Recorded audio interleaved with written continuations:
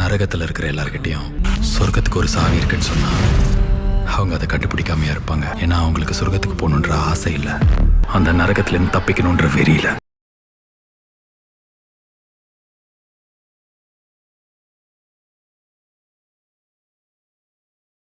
வணக்கம் மகளே. எந்த வீடியோல நம்ம எதை பத்தி பார்க்க போறோம் அப்படின்னா, சொர்க்கவாசல் ஓப்பன் பண்ண போய் 6 பேர் இறந்திருக்காங்க. அதாவது அது அப்படி சொல்ல மாட்டாங்க நியூஸ்ல. 6 பேர் பலி அப்படின்றதா டைட்டில் இன்னைக்கு.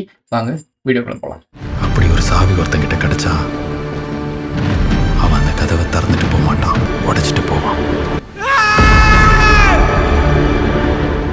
இந்த சொர்க்கவாசல்ன்றது எதுன்னு உங்களுக்கு நல்லாவே தெரியும். இந்த விஷ்ணு கோயில்கள்ல அந்த மாதிரி படுத்திருப்பாருங்க பாம்புல. ஸோ அவரோட கோயில் ஓப்பன் பண்றதுக்கு சொர்க்கவாசல்னு ஒன்று ஓப்பன் பண்ணுவாங்க. அதாவது பரமபத விளையாடுவாங்கல்ல நைட் உட்காந்து, அதெல்லாம் சொல்றது வைகுண்ட ஏகாதசின்லாம் சொல்லுவாங்கல்ல. ஸோ இந்த மாதிரி விஷயங்கள் நானும் சின்ன வயசுல இந்த மாதிரி வைகுண்ட ஏகாதசியில நான் விடிய முடிச்சிருந்திருக்கேன். சின்ன வயசுல எல்லாருமே முடிச்சுட்டு ஜாலியாக ரோட்டில் விளாண்டுட்டு இந்த மாதிரிலாம் பண்ணியிருக்கோம். விடிய முடிச்சு இந்த பரமபதம் விளையாடுறது இதெல்லாம் நாங்கள் பண்ணியிருக்கோம். ஸோ அதனால எனக்கு பர்சனலாகவே தெரியும். இந்த சொர்க்கவாசல் ஓப்பன் பண்றதுக்காக திருப்பதியில ஃப்ரீ டோக்கன் கொடுத்துருக்காங்க.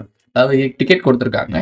அதுல 6 பேர் பலியா இருக்காங்க. இதுல குறிப்பா அண்டர்லைன் பண்ணக்கூடிய வேர்டு என்னன்னா, சேலத்தை சேர்ந்த மல்லிகா என்ற ஒரு நபர் பெண்மணி இறந்திருக்காங்க. கூட சேர்ந்து ஒரு 5 பேர் இறந்திருக்காங்க. முதல்ல வந்த தகவல் தான் 6 பேர். ஓகேவா? ஸோ இந்த 6 பேர் இறந்திருக்காங்கன்னு சொல்றாங்க. 30,000 பேர்கிட்ட அந்த டிக்கெட் வாங்குறதுக்காக வந்திருப்பாங்கன்னு சொல்றாங்க. 9 இது இருக்குல்ல, அதாவது கேட் ஓப்பன் பண்ணுவாங்கல்ல, சொர்க்கவாசல் பார்க்கறதுக்கு டோக்கன் அந்த கவுண்டர்னு சொல்லுவாங்கல்ல. இந்த 9 கவுண்டர்கள் ஓப்பன் பண்ணப்பட்டிருக்கு. 6 பேர் இறந்திருக்காங்க. 30,000 பேரு, 9 கவுண்டர்கள். 369. இந்த சொர்க்கவாசல் எப்போ ஓப்பன் பண்ண போறாங்க அப்படின்னா 10ஆம் தேதி. ஆக்சுவலா மேபி நாளைக்கு எந்த டைமிங்ன்றது போட்டிருக்காங்க கரெக்டா 1:30 கிட்டத்தட்ட 13 அப்படின்னு நீங்க எடுத்துக்கலாம். ஸோ 1:30க்கு இது ஓப்பன் பண்றாங்க. 10ஆம் தேதி ஓப்பன் பண்ணி 19ஆம் தேதி வரைக்கும் இது ஓப்பன்ல இருக்கும். நோட் பண்ணிக்கோங்க, 19ஆம் தேதி வரைக்கும் ஓப்பனா இருக்கும். இந்த நியூஸ் நடந்தது என்ன அப்படின்னா நேற்று 8ஆம் தேதி இது நடந்திருக்கு. ஜனவரி 8ல இது நடந்திருக்கு. இன்னைக்கு நமக்கு அதை பத்தி பேசிட்டு இருக்கோம். நாளைக்கு இது சொர்க்கவாசல் ஓப்பன் பண்ண போறாங்க. ஸோ என் விஷயம் என்ன அப்படின்னா, இந்த சொர்க்கவாசல் ஓப்பன் பண்றதுக்கு ஒரு கடவுளை பார்க்க போறீங்க, ஓகே. மற்ற டைமிங்ல திருப்பதிக்கு போறதுனால உங்களுக்கு வேற எதுவும் சலுகைகள் மிஸ் ஆகுதா இல்லையா? இல்ல கடவுள் உங்களுக்கு கவனிக்காம விட்டுற போறாரா? இந்த சொர்க்கவாசல் ஓப்பன் பண்ற டைமிங் தான் நம்ம போகணும். போனா அதுக்கு ஒரு ஐதீகம் ஒன்று வச்சிருப்பாங்க. சொர்க்கவாசல் ஓப்பன் பண்றதை பார்த்தோம் அப்படின்னா நமக்கு இறப்பு வரும்ல இயற்கையா. ஸோ அந்த இயற்கையான இறப்பு வரும்போது நம்ம நேரடியா சொர்க்கத்துக்கு போவோம்னு ஒரு ஐதீகம் வச்சுக்கோங்களேன். ஸோ அந்த மாதிரி தான் ஒரு விஷயம் சொல்லுவாங்க. வாழ்க்கையில 2 பாதை தான் இருக்கு. ஒண்ணு சொர்க்கத்துல முட்டி போடணும், இல்ல நரகத்துக்கே ராஜாவா இருக்கணும். இதுல எந்த பாதை வேணுமோ நீயே முடிவு பண்ணிக்கோ. ஸோ அந்த ஒரு கான்செப்ட்காக இப்போ நம்ம சொர்க்கத்துக்கு போகணும். மக்களோட மனநிலை என்ன? எல்லாருமே சொர்க்கத்துக்கு போகணும் அப்படின்னு ஆசை இருக்கும். ஸோ அதனால சொர்க்கத்துக்கு போகணுன்றது அதெல்லாம் முந்தி அடிச்சுட்டு போறாங்க. அந்த இதை பார்க்கணுன்ற ஒரு டிவோட்டிஸ் தானே இங்கே அதிகம். இந்தியாவே ஹிந்து நாடுகள் தானே. ஸோ அதனால டிவோட்டிஸ் அதிகன்றனால இவங்களுடைய இந்த விஷயங்கள்லாம் நடக்கத்தான் செய்யும். இது இந்த இடத்துல தான் நடக்குதா அப்படின்னா கிடையவே கிடையாது. எல்லா இடத்துலையும் நடக்கும். இது சொர்க்கவாசல்ன்றது திருப்பதியில மட்டும்தான் ஓப்பன் பண்ணுவாங்கன்னா அதுவும் கிடையாது.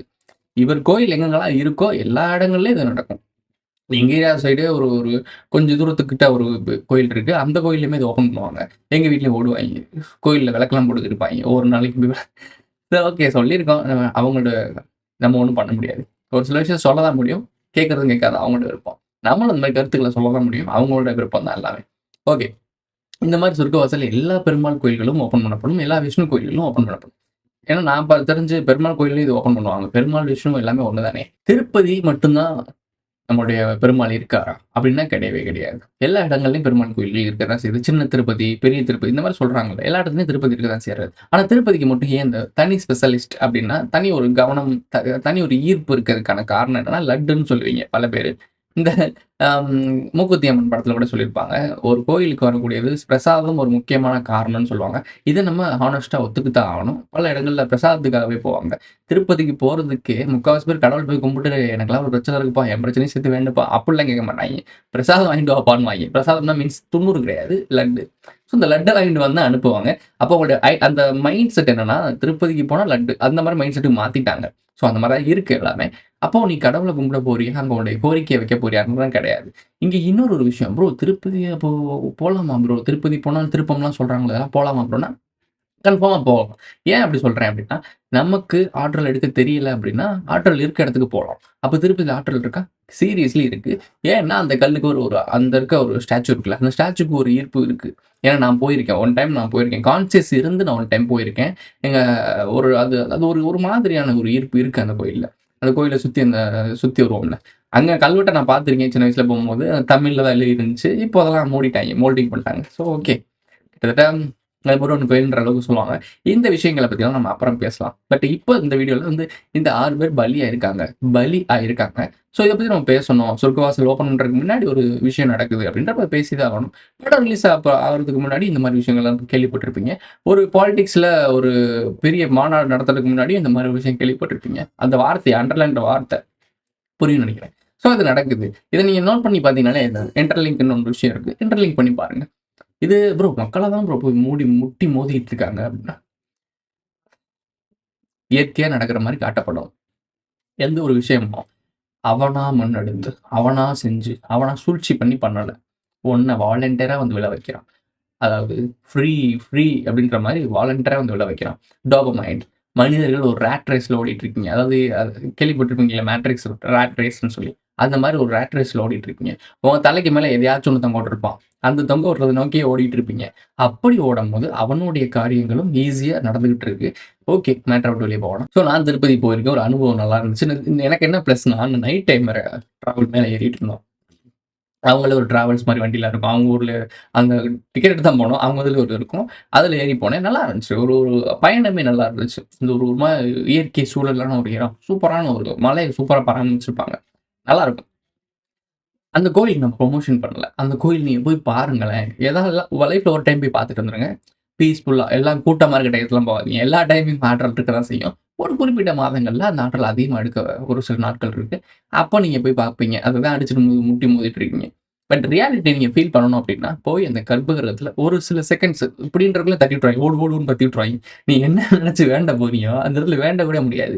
இங்க ஒரு சிக்கல் இருக்குங்க. இப்ப இந்த கோவில்ல போய் இந்த திருப்பதி போயிட்டோம். எல்லாருமே செலவு பண்ணி திருப்பதி போயிட்டோம். உள்ள போய் சாமிய கும்பிடுவேன். ஒரு 5 செகண்ட்னு வச்சுக்கோங்களேன். ஒரு 5 செகண்ட் பார்ப்பீங்க. ஆள பத்தி விட்டுருவாங்க. இந்த 5 செகண்ட்ல நீங்க என்னத்த வேண்டுவீங்க? ஒரு மாதிரி ஒரு டோபமைன் மண்டைக்குள்ள வந்த மாரி, ஒரு மாரி மயக்க நிலைக்கு போயிருவீங்க. அது மனமுருகி கடவுள தான் நீங்க பார்ப்பீங்களே தவிர, வேண்ட மாட்டீங்க. இதுதான் ட்விஸ்ட்டே. ஸோ அங்க போய் நிப்பீங்க. நீங்க என்ன வேண்டும்னு நெனச்சு போனீங்கன்னா, அத வேண்ட முடியாது. ஆனா கரெக்ட்டா பாயிண்ட் பண்ணி வேண்டிட்டீங்க அப்டின்னா, கண்டிப்பா கனெக்ஷன் போயிரும். ஈஸியா அது நடக்கிறதுக்கான வாய்ப்பு இருக்கு. ஏன்னா, அங்க ஒரு ஆற்றல் இருக்கு. ஸோ அத நான் ரியாலிட்டியா ஒத்துக்கிறேன். அந்த விஷயத்தினால தான் அந்த 5 செகண்டுக்கு மேல இவ்ளோ நெரிசல்ல போய் அடிச்சுக்கிட்டு, உடிச்சுக்கிட்டு போம்போது, அதிலேயே நீ டயர்ட் ஆயிருவ. என்ன யோசிக்கணும்னு நெனச்சியோ, என்ன சொல்லணும்னு நெனச்சியோ எல்லாம் டென்ஷன் ஆயிரும். சாமிய பார்த்து போனா போகுண்டான்ற மாரி ஆயிரும். அப்படியே நீ சாமிய பார்க்க போனாலும், அங்க ஒரு ஈர்ப்பு இருக்கு. ஒரு ஆற்றல் இருக்கு. அது ஒண்ண அப்படியே அப்சர்வ் பண்ணிரும். அத நீ அப்படியே பார்த்துட்டு அப்படியே மயக்க மாரி நிப்பீங்க. அந்த இடத்துல நீங்க வேண்டவும் மறந்துருவீங்க. அப்படியே பத்தி விட்டுருவாய்ங்க. ஸோ, நீ போய் அங்க காசு ஒரு ஒரு ஒரு விஷயம் நடக்குது. மக்கள் போனாங்கனால கடைகள் இருக்கு. லட்டு வாங்கலாம். ஒரு ஒரு ஒரு ஒரு ஒரு எக்கனாமிக் அங்க வந்து ஒரு பில்ட் ஆயிருக்கு. நல்லா காசு கொட்ட ஆரம்பிச்சிருக்கு. இதான் நடக்குது.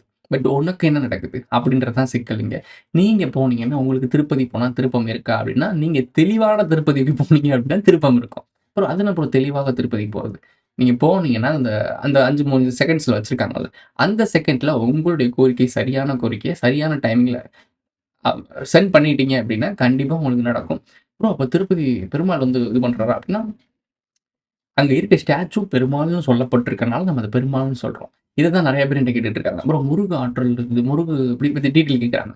முருகு வந்து அங்க இருக்க பிரபஞ்சத்துல இருக்க ஆற்றல அப்சர்வ் பண்ணனால அவர் பேரால அழைக்கப்படுது. இதையே கந்தசாமி முருகருக்கு கோனாரு மூக்கையா அப்படின்னு சொல்லிட்டு யாராச்சும் ஒரு ஆள் வந்து இத அப்சர்வ் பண்ணியிருந்தாங்கன்னா, அவங்க பேர்ல தான் இது இருக்கும். உனக்கு புரியுதா? ஆற்றலுக்கு அழிவில்லை. ஆற்றலுக்கு வடிவம் இல்லை. எந்த வடிவத்துல வேணா ஃபார்மா மாறிடும். அதே மாரி தான் யார் இத கரெக்ட்டா அப்சர்வ் பண்றாங்களோ, அவங்க பேரே புனை பெயர் மாரி எடுத்துக்குவாங்க. ஸோ ஆற்றலுக்கு ஆற்றல் தான் பேரு. ஸோ அத சொன்னா யார் எத்தன பேர் கேட்பீங்க? கடவுளுக்கு நீங்க ஒரு பேர் வச்சிருக்கீல்ல, கடவுள் அப்படின்னு ஒரு பேர் வச்சிருக்கீல்ல. ஆனா அது பேரு அப்படி நீ கூப்பிடணுன்றதுக்காக அதுக்கு பேர் வச்சிருக்காங்க. ஆனா அது கிடையாது பேரு. நிரந்தரமான ஒண்ணு. அத நீங்க ஏதாச்சும் ஒண்ணு உங்களுடைய வாழ்வியல்ல கனெக்ஷன் ஆகுற மாரி ஒரு கனெக்ஷன் சொன்னா தானே, அதுக்கு ஒரு வடிவம் குடுத்தா தானே நீங்க ஓடி வருவீங்க. ஸோ அந்த மாரி தான் மனிதர்கள் வடிவமைக்கப்பட்டிருக்கு. மனிதர்களுடைய கட்டமைப்பே அப்படிதான் இருக்கு. ஸோ அதுக்காக திருப்பதிக்கு ஓடுறாங்க. திருப்பி பாயிண்ட்க்கு வருவோம்.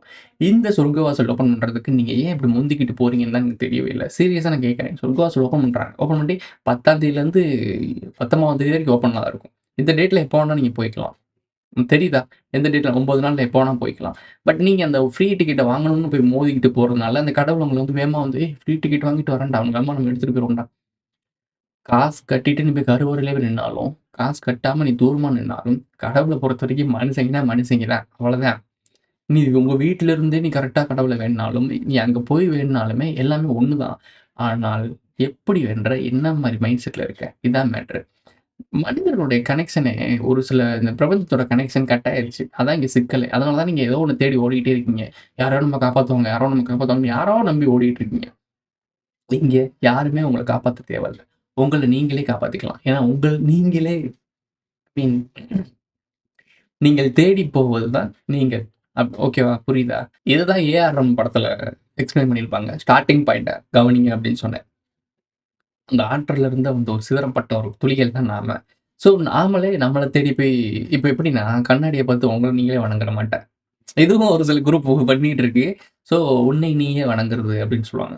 இதுதான் மேட்டர். ப்ரோ அப்ப நாங்க எல்லாருமே கடவுள் தானா ப்ரோ? இப்ப பார்த்துக்கிட்டு இருக்க ஒரு குடிசையில இருக்கக்கூடிய ஒரு நபரா இருக்கட்டும், இல்ல கோபுரத்தில இருக்கக்கூடிய ஒரு நபரா இருக்கட்டும், இல்ல அரசியல்வாதியா இருக்கட்டும், இல்ல மிகப்பெரிய பிசினஸ்மேனா இருக்கட்டும், இல்ல மிகப்பெரிய கேங்ஸ்டரா இருக்கட்டும், யாரா வேணா இந்த வீடியோ பார்க்குறேன்னா, நீ கடவுள் தான். நீ உலகத்திலே 1ஆம் நம்பர் திருடனா இருக்க முல்ல மாரி இருக்கணும். நீ கடவுள் தான். ஏன்னா உனக்குள்ள இந்த ஆற்றல் இருக்கு. நீ எதை எடுத்துக்கிறேன்றத பொறுத்து. இங்க சரி, தப்புன்னு ஒரு விஷயம் கிடையவே கிடையாது. ஆனால் மக்களுக்கும், சமூகத்துக்கும் ஒரு பிரச்சனை வருது அப்டின்னா, அது ப்ராப்ளம் கிரியேட் பண்ணுது. அதனால ஒரு வரைமுறை வச்சாங்க. இதான் விஷயம். பட் இயற்கையா தப்பு, சரின்னு எதுவுமே கிடையாது. எல்லாமே பேலன்ஸ்டா தான் இருக்கு. இந்த மனித பயவலைய மட்டும் தான் தேவையில்லாத வேல பார்க்குறான். அந்த ஆசை, கோவம், ஆக்ரோஷம் இந்த நிதான நிலை இல்ல. நாம மனிதர்கள். மனிதர்கள்ன்ற பேர் என்ன? மனிதாபிமானம் உள்ள மனிதர்கள். பொருள் இப்போ உனக்கு வயிறு இருக்கு. வயிறுக்கு இவ்வளோ சோறு தின்னா போதும். வயிறு அடங்கிருச்சு அப்டின்னா விட்டுறணும். அவ்வளதான். எதையுமே நீ எடுத்துக்கக்கூடாது. எவ்வளவுதான் பிரம்மாண்டமான விருந்துக்கு போனாலும், உன் வயித்துக்கு இவ்வளவுதான் சோறு இறங்கும்னா, அவ்வளவு மட்டும் நீ சாப்பிட்டுட்டு திருப்தியா இருந்த அப்டின்னா, எல்லாருமே கடவுள் தான். யாரையும் தேடி ஓட தேவையில்ல. நிம்மதியான வாழ்க்கை, ஹேப்பியான ஒரு லைஃப் வாழுவீங்க. ஆனா இங்க என்ன நடக்குது அப்டின்னா, ஒருத்தவன்ட்ட அதிகமா, அத காட்டி அவன் பில்டப் பண்ணிட்டு இருக்கான். ஒருத்தவன்ட்ட கம்மியா, அத பார்த்து அவன் வருத்தப்பட்டுட்டு இருக்கான். ஸோ இந்த ஏற்ற இறக்கத்த உருவாக்கி விட்டானுங்க. இதே மாரி இந்த ஏற்ற இறக்கம் உருவானதுக்கான காரணம் என்ன அப்டின்னா, இந்த நாகரீக கட்டமைப்பு. இந்த நாகரீக கட்டமைப்பு வந்துச்சுனாலே ஃபினான்ஷியல், ட்ரேடிங்ஸு என்ன சொல்றது? கடைகள், வணிகம் இது எல்லாமே வந்துருது. இந்த வணிகம்னு வந்துருச்சுனாலே, ஒருத்தவன்கிட்ட பொருள் அதிகமா சேர்ந்துகிட்டே இருக்கும். ஒருத்தவன்கிட்ட கம்மியாயிட்டே இருக்கும். ஒருத்தன் இத வாங்கவே முடியாத நிலைமைக்கு போகும். அப்ப இந்த கட்டமைப்பே தப்புன்னு சொல்றீங்க. இந்த கட்டமைப்பு இல்லாம நம்ம எப்படி வாழ்றது அப்படின்னு கேட்கிறீங்களா? இப்போதைக்கு அது சாத்தியம் கிடையாது. பட் இது எல்லாமே ஓரளவுக்கு மக்கள் புரிஞ்சுக்கிட்டாங்க அப்படின்னா, இந்த வேர்ல்டு வார் 3 நடக்க போகுதுல்ல. இந்த வேர்ல்டு வார் 3க்கு அப்புறம் எல்லாமே ஓரளவுக்கு புரிஞ்சுக்கிட்டீங்க அப்படின்னா, நமக்கு ஏத்த ஒரு நியூ வேர்ல்ட நம்ம உருவாக்கலாம். ஸோ இதுதான் சொல்றேன். இதுக்கப்புறம் வரக்கூடிய முடிவுகள் 2 டேப்லெட் தான். ஒண்ணு ரெட்டு, ஒண்ணு ப்ளூ. உங்களுக்கு எப்பவுமே எப்படி சொல்லப்பட்டிருக்கும்? ரெட்டுன்னா தப்பு, ப்ளூனா சரி அப்படின்னு நீங்க யோசிச்சுட்டே இருப்பீங்க. ஓகே. உங்க பாயிண்ட்லயே வரேன். இந்த ப்ளூ கலர் சிப் நம்மளோட சிப்ன்னு வச்சுக்குவோம். ரெட் கலர் சிப் அவங்களோட சிப்ன்னு வச்சுக்கோங்க. நீங்க ப்ளூ கலர் சிப்ப எடுக்கிறது தான் நான் கன்சிடர் பண்ணுவேன். உங்களோட விருப்பம் தான் எல்லாமே. பட் இருந்தாலும் நான் வந்து கன்சிடர் பண்றது என்ன அப்படின்னா, நான் சூஸ் பண்றது என்னன்னா ப்ளூ தான் சூஸ் பண்ணுவேன். அது நிம்மதிய குடுக்கும் உங்களுக்கு. இப்ப உங்களுக்கு இது எக்ஸாம்பிள் அது எப்படி இருக்கும்? அந்த வாழ்க்கை எப்படி இருக்கும்னு நமக்கு எக்ஸ்பிளனேஷன் பண்ணவா? உங்களுக்கு சின்ன ஒரு ஷார்ட் ஸ்டோரி சொல்றேன். அவதார் மூவி பாருங்க. ஃபர்ஸ்ட் பார்ட் பாருங்க. ஸோ பேண்டரான்ற உலகத்துல எப்படி இருக்கும் அந்த உலகம் பாருங்க. அத எப்படி வாழ்ந்துட்டு இருப்பாங்கன்னு பாருங்க. யாரும் யார் மேலயும் கோவப்பட மாட்டாங்க. நிம்மதியா இயற்கை சூழல் நெறைய இருக்கும். அளவுக்கு மீதியும் எடுத்துக்க மாட்டாங்க. தனக்கு தேவையான சேகரிச்சும் வச்சுக்க மாட்டாங்க. தேவைன்னா போய் எடுத்துக்குவாங்க. இயற்கை குடுத்துக்கிட்டே தான் இருக்கும். தேவைன்னா போய் எடுத்துக்குவாங்க. ஸோ இது மாரி இருக்கும். இந்த மாரி ஒரு வாழ்க்கை தான் நம்ம வாழ்ந்துட்டு இருந்தோம். இந்த தற்போதைய சூழல்ல அந்த மாரி வாழ முடியுமான்னா கிடையவே கிடையாது. இது எல்லாமே இத சொல்றேன்ல, பரோட்டா சைட் சொன்ன மாரி. கோட்ட மொதல்ல போடுங்க. அந்த கோட்ட மொதல்ல போடுறதுக்கு எதையோ ஒரு ஒரு ஒரு ஒரு விஷயம் பண்ணி குடுப்பான். அத நமக்கு ஏத்த மாரி நம்ம பயன்படுத்திக்கிட்டு வாழ கத்துக்கணும். புரியுதா உங்களுக்கு நான் சொல்ல வர்றது? இப்போ திருப்பதி சொர்க்கவாசலுக்கு ஆரம்பிச்சு எங்க போயிருக்கோம் பார்த்தீங்களா? நான் ஏன் சொல்றேன் அப்டின்னா, ஒரு சில இன்சிடென்ட்ஸ் நடக்குதுன்னா, அந்த இன்சிடென்ட்ஸோட நூல் பிடிச்சு போனீங்கனாலே அதோட எதிர்வினை என்னன்னு உங்களுக்கு தெரியுங்க. இங்க நடக்கிற ஒரு எல்லா இன்சிடென்ட்ஸுமே அதோட மையப்புள்ளிய தேடி போனோம்னா, நம்ம சொல்லக்கூடிய விஷயத்துல வந்து நிக்கிது. மக்களுடைய அறியாமை, முட்டாள்தனம், மூட நம்பிக்கை. இதுதான். இதுக்கு தான் அவேர்னஸ் ஆகுன்னு சொல்றது. நீ தெளிவான அவேர்னஸ் இருந்தா ப்ரோ நான் கோவிலுக்கே போமாட்டேன் ப்ரோ. நான் நாத்திகவாதி ப்ரோ. அவன் தான் பைத்தியம்னு நான் சொல்றேன். அப்படி கிடையாது. கோயிலுக்கு ஒண்ணு போவாதுன்னு சொல்றதெல்லாம் என்னுடைய இது கிடையாது. நான் அந்த பெரிய இதுவும் கிடையாது. என்னுடைய கருத்தியல் என்னன்னா, உண்மைய தெரிஞ்சுக்க. எது கடவுள்? யார் கடவுள்? அப்படின்றத தெரிஞ்சுக்க. எதுக்காக கோயிலுக்கு போற? இந்த தேவையெல்லாம் வேணும். அந்த தேவையெல்லாம் உனக்கு தேவையா மொத? அதான் மேட்டர். ப்ரோ நான் பங்களா வாங்கணும், வீடு வாங்கணும், கார் வாங்கணும், எல்லாம் வாங்கணும். ஓகே. ஓகே, நீ சொல்ற மாதிரி எனக்கு கடவுள் தான். இப்போ ஒரு கடவுள் இருக்காரு. என்ன சொல்றாரு? நீ வந்து கேட்குற, எனக்கு பங்களா வேணும், வீடு வேணும், கார் வேணும், எல்லாம் வேணும், அழகான பொண்டாட்டி வேணும், எல்லாம் வேணும் வாங்கிட்டேன். ஓகேப்பா வாங்கிட்டுப்பா. வாங்கின பிறகு திருப்தி ஆகியா? சரி, திருப்தியே ஆகிட்டேன்னு வச்சுக்கோ. என்ன நடக்கும் அடுத்து? ஃபினான்ஷியல் கிரைசிஸ் வரப்போகுது. உலக நிகழ்வுகளை கவனிச்சுக்கிட்டு இந்த தற்போதைய சூழல்ல ஃபினான்ஷியல் கிரைசிஸ் வரப்போகுது. அதை தொடர்ந்து அப்படியே எல்லாருமே உள்நாட்டுக்குள்ள கிளர்ச்சி உருவாக போகுது. இந்த கிளர்ச்சியை தொடர்ந்து என்னன்னா சர்வாதிகார போக்கு நடக்க ஆரம்பிக்கும். இந்த சர்வாதிகார போக்கு நடக்கும் போதே வேர்ல்டு வார் டப்புன்னு வந்துடும். ஸோ இந்த வேர்ல்டு வார் நடந்துட்டு இருக்கும், உலகமே சண்டை போட்டுட்டு இருக்கும். அங்க நீ வீடு பங்களா கொண்டாட்டி வச்சு வாழ்ந்து என்ஜாய் பண்றியா? உனக்கு புரியுதா? நீ எந்த இடத்துல நிக்கிறேன்னு தெரியுதா உனக்கு? ஸோ அதுக்கு தான் சொல்லிட்டு இருக்கேன். சிந்திக்கு. இந்த காலகட்டத்தில் நீ அனுபவிக்கணும்னு நினைக்கிறதா அனுபவிக்க எனக்கு தெரிஞ்சு வேணாம்னு தான் சொல்லுவேன். இருக்க வரைக்கும் சந்தோஷமா இருந்துட்டு மக்களுக்கு புரிதலை கொண்டு போயிட்டு இந்த மைண்ட் செட்டுக்கு ரெடி ஆகு. அதாவது 2032க்கு ரெடி ஆகு. ரெடி ஆயிட்ட அப்படின்னா அடுத்த கட்டங்களுக்கு, அதாவது அடுத்த கட்டங்கள் நம்மளுடைய இயராவா உருவாக்கலாம். அப்போ நீ ஆசைப்படு. இதெல்லாம் வாழணும். நிம்மதியான வாழ்க்கை. என்னுடைய ஆசை என்ன அப்படின்னா தானோஸ் மாட்டலாம். நிம்மதியான ஒரு சூரிய உதயத்தை பார்த்து, நிம்மதியான ஒரு மறைவை பார்த்துட்டு, எல்லாருமே ஒரு நிம்மதியான தூக்கத்தை தூங்கணும். அடுத்த நாள் ஒரு கனவு இல்லாம எந்திரிச்சோமா, சாப்பிடுறதுக்கு எல்லாமே இருக்கும். நமக்கு தேவையானதை சாப்பிட்டுட்டு, என்ன ஒரு வாழ்க்கை வாழணும். வாழ்ந்துட்டு பிறவி பலன் என்ன? மனிதர்கள் பிறக்கப்பட்ட காரணம் என்ன? அந்த காரணத்தை தேடி ஓடிட்டு நம்ம வாழ்க்கையை முடிச்சுக்கிறது. ஸோ இதுதான் லைஃப். இந்த லைஃப் சர்க்கிளே இவ்வளவுதான். சிம்பிளான லைஃப் சர்க்கிள். இத உடைச்சு அவங்க கண்ட்ரோல்ல எடுக்கணும். நம்ம முன்னோர்கள் நம்மள கொண்டு வந்து உருவாக்கி விட்டாங்க. திருப்பி நம்ம அங்க போறதுக்கான பாதைகள குடுத்து ஒரு கைட் குடுத்துட்டு போயிட்டாங்க. அந்த கைட எதிரி உள்ள புகுந்து ஆட்டைய போட்டு அவனுக்கு எதிரா பயன்படுத்தி அவன் இந்த பிரபஞ்சத்த ஆளணும். அப்போ இந்த சோர்ஸஸ் இருக்குல்ல, நம்ம தான் மனிதர்கள். இந்த சோர்ஸஸ் அப்படிலாம் அவங்களுக்கு போகாம திருப்பி விட்டு நமக்கு திருப்பி விடணும். நீ யார தேடி ஓடுற? ஒரு வாசல் தொறக்குதுன்னு ஓடுறீல்ல, அங்க ஓடிட்டே இருப்ப. அப்ப எங்க போகும்? அவங்க தான் பலமாயிட்டு இருப்பாங்க. என்ன நடக்கும்? அவன் திருப்பி திருப்பி இத நடத்திட்டே இருப்பான். ருசி கண்ட பூனை வீட்ட சுத்திக்கிட்டே இருக்கும். இப்ப உங்க வீட்ல ஒரு மீன் வச்சிருக்கீங்கன்னா, உங்க வீட்ட சுத்தி ஒரு பூனை வந்துருச்சுன்னு வச்சுக்கோங்களேன். அந்த பூனைய நீங்க எவ்வளவு விரட்டி விட்டாலும் அந்த பூனை இந்த வாட போற வரைக்கும் சுத்திக்கிட்டே இருக்கும்.